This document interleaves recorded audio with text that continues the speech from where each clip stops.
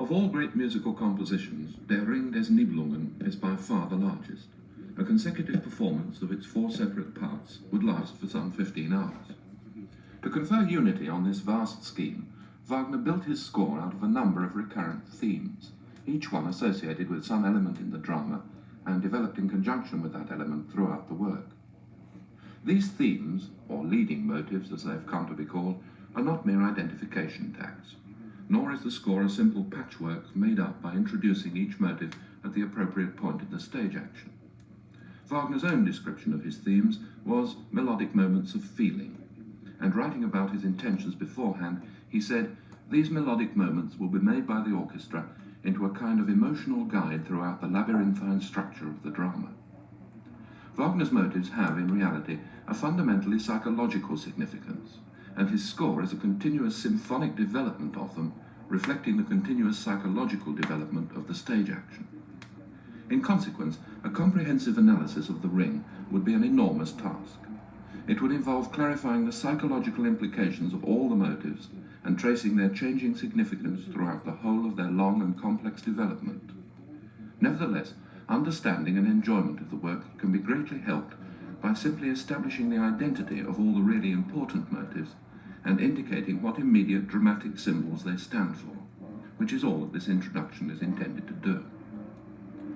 The motives are associated with 4 different types of dramatic symbol: characters, objects, events, and emotions.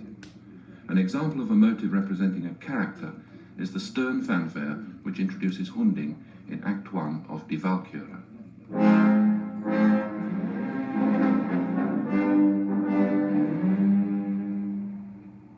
An example of a motive representing an object is the genial theme associated with Freya's golden apples. This is introduced in Scene 2 of Das Rheingold. It's sung by Fafner as he explains the value of the apples to Fasold.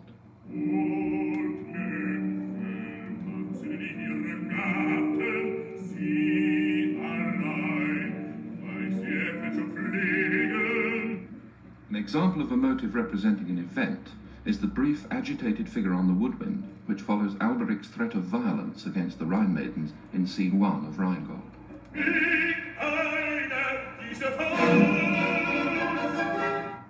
An example of a motive representing an emotion is the furious, repeated figure on the orchestra, which portrays Siegfried's anger during Act 1 of Siegfried.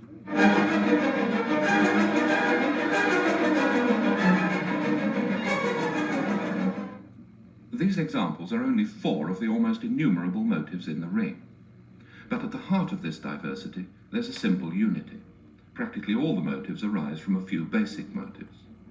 Each of these basic motives represents one of the central symbols of the drama, and it generates a number of other motives by a process of transformation to represent various aspects of the central symbol concerned.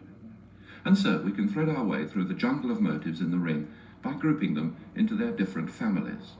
We can start from each basic motive in turn and trace the family of motives it generates throughout the Ring before continuing with the next basic motive. The fundamental symbol in the Ring is the world of nature, from which everything arises and to which everything returns.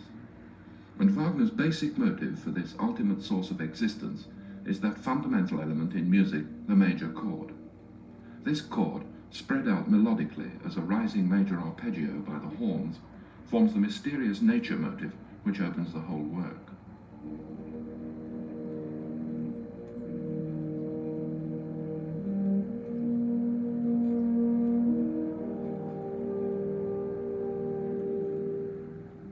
This is the original form of the nature motive. It soon undergoes a simple melodic transformation into a peacefully undulating string theme, and the result is what may be called the definitive form of the nature motive, since this is the form in which it will recur throughout the whole work.